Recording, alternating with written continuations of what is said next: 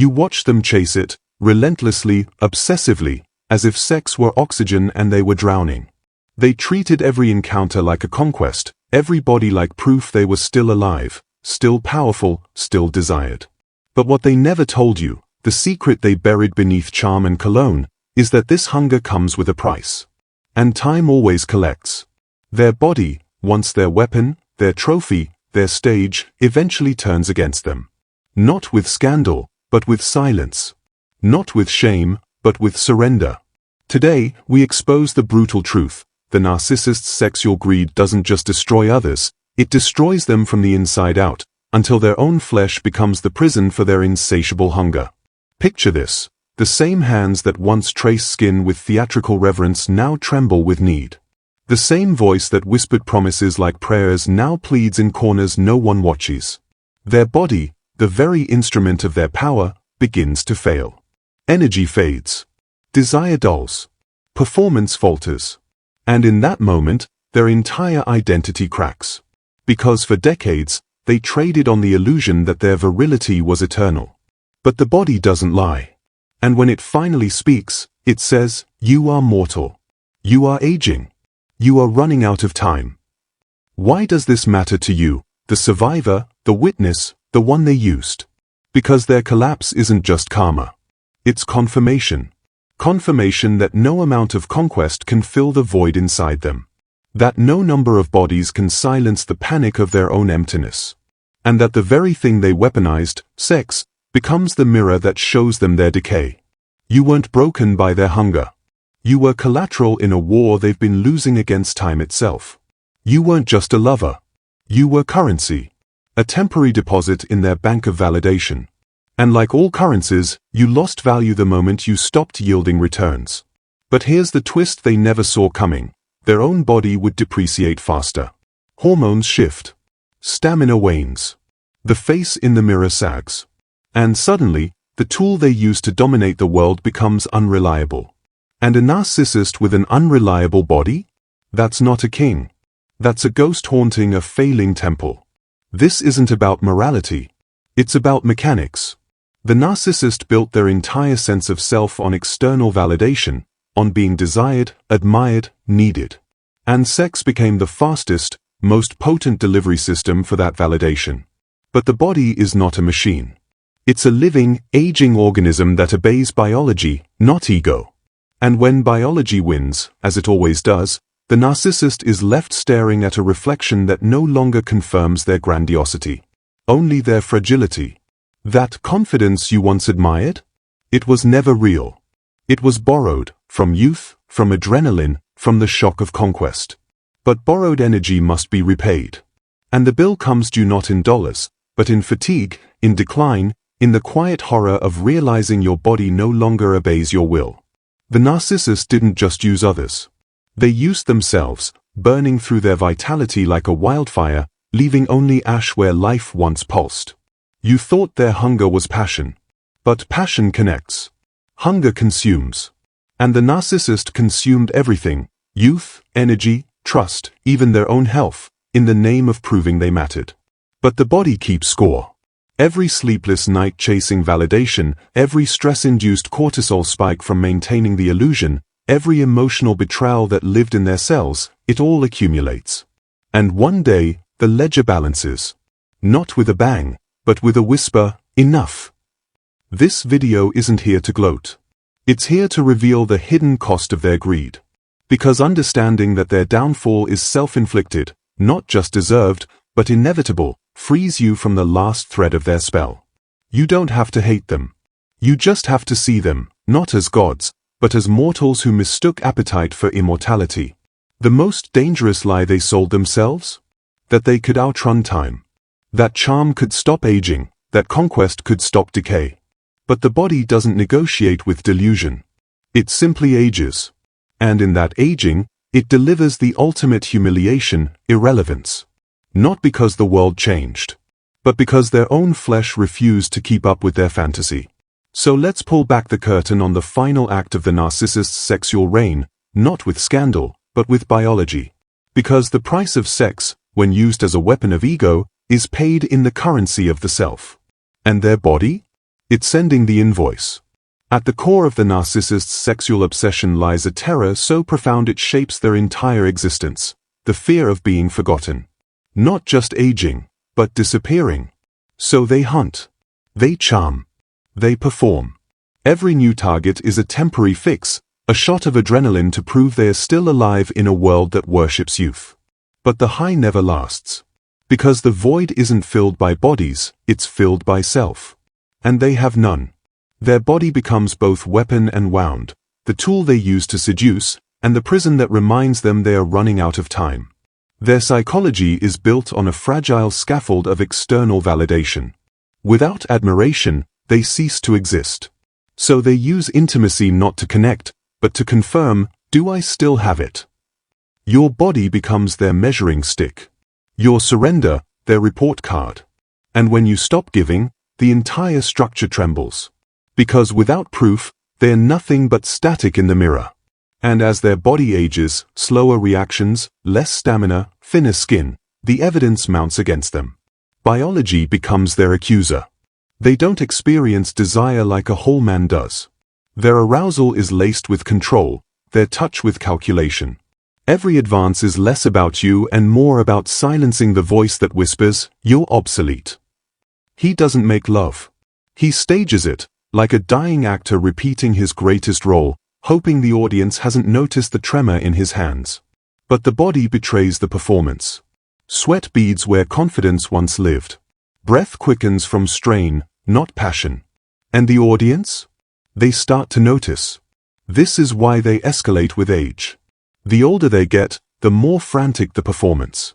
The bolder the compliments, the more aggressive the pursuit, the more they talk about their experience and mastery. Not because they are confident, but because they are terrified. Terrified that the next no will be the one that confirms their worst fear, they are past their expiration date. And the body, with its aching joints and fading energy, is the ticking clock they cannot silence. He sees younger people not as individuals, but as lifelines. Their energy is currency. Their attention is oxygen. And he'll manipulate, flatter, or guilt-trip to get it, not out of love, but out of survival. He doesn't want a partner. He wants a battery. And when that battery dies, when his own body can no longer keep up with the demands of the performance, he discards it without a second thought. But this time, the battery is his own. His charm is a weapon of nostalgia, crafted to make you feel special while he takes what he needs. He'll tell you you're different, that you understand him, that you see the real him. But there is no real him. Only a collection of roles played to extract supply. And you were just the latest audience member in his one-man show. But audiences age too. And one day, they stop buying tickets to a performance that feels increasingly desperate, increasingly hollow. He cannot tolerate stillness with a real person. Stillness demands presence. Presence demands vulnerability. And vulnerability is the one thing his entire identity was built to avoid. So he fills every quiet moment with talk of his past conquests, his sexual prowess, his timeless appeal, not to impress you, but to convince himself. But the body interrupts. A cough. A limp. A moment of breathlessness. And in that interruption, the lie cracks. Your discomfort is invisible to him, not because he can't see it, but because he won't. Your hesitation, your boundaries, your quiet withdrawal, they're not signals to stop. They're obstacles to overcome. Because stopping would mean admitting your autonomy matters more than his desire. And that's a truth his ego cannot survive. But his body is starting to enforce boundaries he never learned to respect. Fatigue, pain, decline, and no amount of willpower can override biology. This isn't about sex. It's about power. About proving that time hasn't won. And the more the world moves on, the more desperate he becomes, chasing younger targets, recycling old lines, performing intimacy like a ritual to ward off irrelevance. But rituals don't stop decay. They only delay the inevitable. And the body, faithful to truth, will always have the last word. So remember, his reaction to your boundaries reveals everything. If his love turns to coldness when you say no, if his charm vanishes when you ask for safety, then it was never love. It was transactional, your youth for his illusion of virility. And that's not intimacy. That's extraction. And extraction always depletes the extractor as much as the extracted. The turning point comes not with a scandal, but with a silence so profound it echoes louder than any betrayal. It's the moment he tries to perform, and his body refuses. Maybe it's a sudden failure where once there was certainty. Maybe it's exhaustion that no amount of willpower can overcome. Maybe it's the quiet realization that his reflection no longer matches the myth. In that instant, the foundation cracks. Not because the world changed, but because his own flesh delivered the verdict. The performance is over. And without performance, he is nothing. Watch how quickly his confidence curdles into bitterness. One day he's the silver fox, the next he's muttering about entitled young women and how things used to be. Why? Because he can no longer manipulate the narrative. The mirror is gone. And without it, he's just a man, aging, alone, and finally seen for what he is. His rage isn't about rejection. It's about being exposed. Exposed as mortal. Exposed as ordinary. Exposed as irrelevant. He'll try to rewrite history, claiming he was misunderstood, that times have changed, that no one appreciates real men anymore. But this isn't about culture. It's about consent. It's about respect. It's about seeing people as humans, not objects. And he never learned how. His downfall isn't caused by one woman saying no. It's caused by a generation of women saying, "We see you." And what they see isn't a legend. It's a man whose body is finally telling the truth his ego spent a lifetime hiding. This is the psychological plot twist. His collapse isn't triggered by external forces. It's triggered by internal decay. The same body he used to dominate, to seduce, to prove his worth, is now the very thing that unmasks him. He can't blame feminism. He can't blame cold women.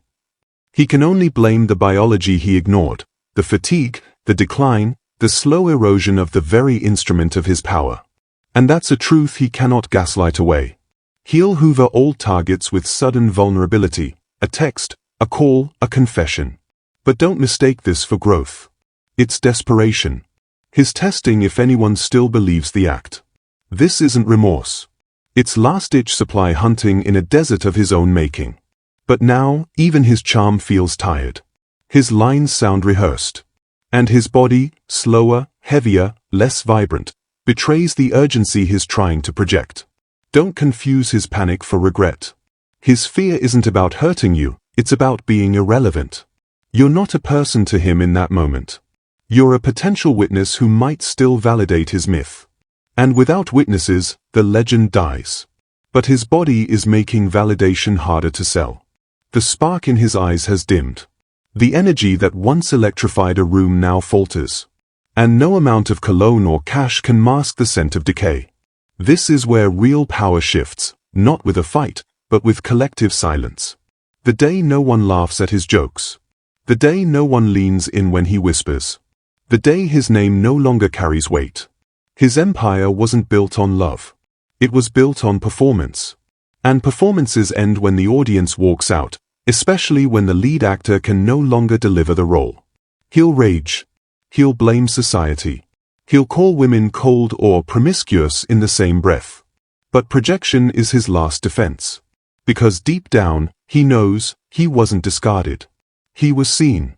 And being seen, truly seen, is the death of the narcissist. But now, it's not just people seeing him. It's his own body forcing him to see himself. And that mirror shows only a man running on empty. You are no longer his conquest. You are his witness. And your silence, your refusal to engage, to validate, to perform, is the final nail in his coffin. Because a narcissist without an audience isn't powerful. He's pathetic. And his body, once his throne, is now his cage, reminding him with every ache, every limitation, that time has won. This turning point isn't just his collapse. It's society's awakening. We're done romanticizing predators as charming. Done excusing entitlement as confidence. Done letting men like him hide behind suits and smiles while treating women as disposable proof of their virility. And as the world evolves, his body, stubbornly, truthfully aging, becomes the undeniable evidence that the emperor has no clothes. Now, observe the collapse, not with glee, but with clarity. His stories go unheard. His advances are met with firm no's or ignored entirely. Social circles shrink. Invitations stop coming. Not because of one scandal, but because the pattern is undeniable. The mask is off. And what's underneath isn't a king. It's a man who used intimacy as a weapon to delay his own decay. His body, once his greatest asset, is now a billboard of decline. Slower movements, thinner hair, heavier breath. And no amount of tailoring or tanning can hide the truth. Time has caught up, and it's not forgiving. He'll cycle faster, chasing younger, more naive targets, recycling the same lines about experience and knowing what women want. But it's never the same. Because the world is watching now. And the women he targets are armed with knowledge, boundaries, and the courage to say, "I see you." They don't fall for the act because they've heard the stories. They've seen the pattern. And they know his body isn't a symbol of power, it's a ticking clock, counting down the seconds until his irrelevance is complete. His social mask is gone. Friends whisper behind his back. Colleagues avoid him. Even his old allies distance themselves, not out of morality, but self-preservation. Because association with him now carries a stain.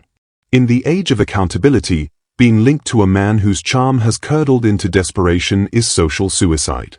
And his body betrays him in public. A stumble, a tremor, a moment of confusion that confirms what everyone already senses, he's not the man he pretends to be. Internally, he's in free fall. No amount of conquest silences the voice that whispers, "You're obsolete." The void he tried to fill with bodies is now roaring. Because the void isn't about sex, it's about self. And he still has no answer to the question that haunts him every night, who am I without the performance? His body, once obedient to his will, now rebels. Fatigue sets in early, recovery takes longer, vitality fades. And with each physical decline, his ego shrinks a little more. He'll rewrite history, claiming he was ahead of his time, that everyone used to love him. Not because it's true, but because his truth is unbearable. He was never loved for who he was. Only for the illusion he sold. And illusions don't age well. They crack. They yellow. They dissolve. And his body is the canvas on which that dissolution is written. In every wrinkle, every gray hair, every moment his physical self fails to match his grandiose self-image. But truth is louder than his lies. Every survivor who speaks up chips away at his facade. Every boundary set becomes a crack in his armor. And slowly, the world stops feeding him, and starts seeing him. Not as the silver fox, but as the dirty old man he always was. His body, once his trophy, is now his indictment. It testifies to years of excess, stress, and emotional toxicity that lived in his cells. Biology doesn't lie. And his body is finally speaking. His collapse isn't dramatic. It's quiet. A slow fade into irrelevance as people choose authenticity over performance. As women choose safety over charm. As society chooses respect over nostalgia. The market for his illusion is closed. Permanently. And his body, the very thing he worshipped as proof of his power, is now the silent witness to his downfall, aging with relentless, impartial honesty. He'll never understand why he's alone. Because in his narrative, he gave women everything, attention, experience, passion. But they didn't want his performance. They wanted humanity.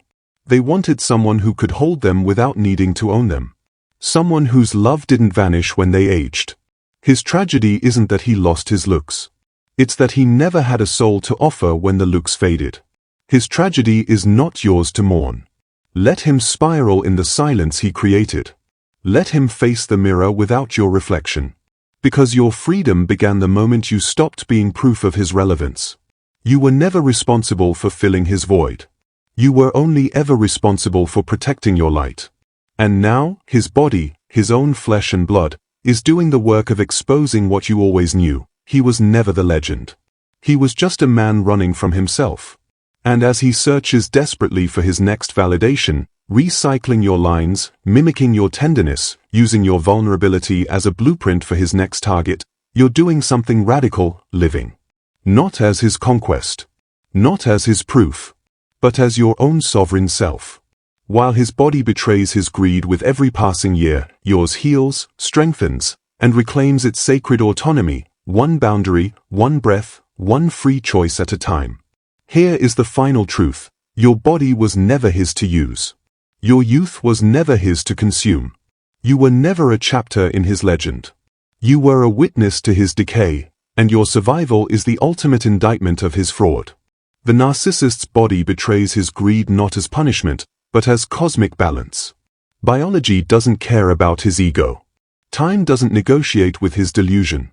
And in that indifference, justice is served, not with violence, but with the quiet, unshakable truth of aging flesh that refuses to lie for him any longer. Real power isn't in taking. It's in honoring. Real masculinity isn't in conquest, it's in humility. And the men who truly matter don't need your surrender to feel worthy. They earn your trust by protecting your dignity, even when you're no longer young or new.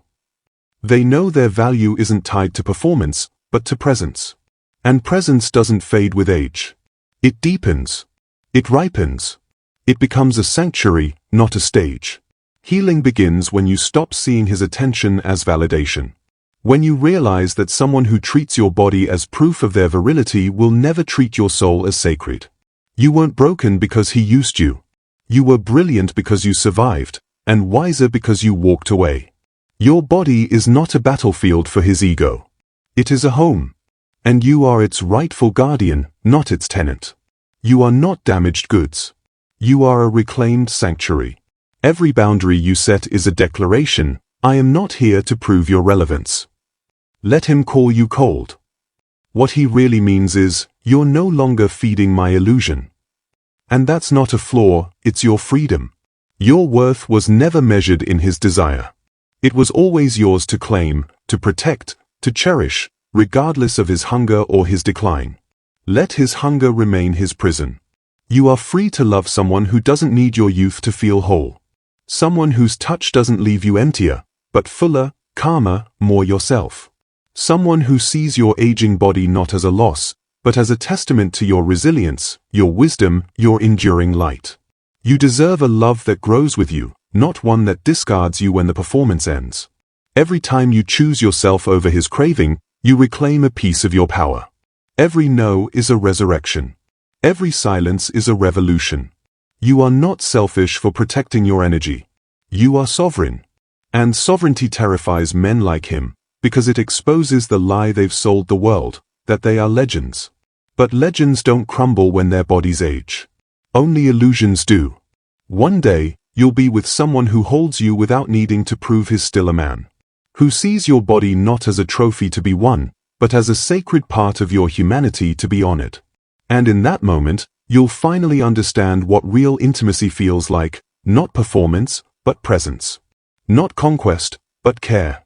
Not hunger, but harmony. And you'll know, deep in your bones, that you were always worthy of this. You were never the problem. You were the mirror that showed him his emptiness, and he broke the glass rather than face the truth. But you survived the shattering. And from those shards, you didn't just rebuild, you evolved.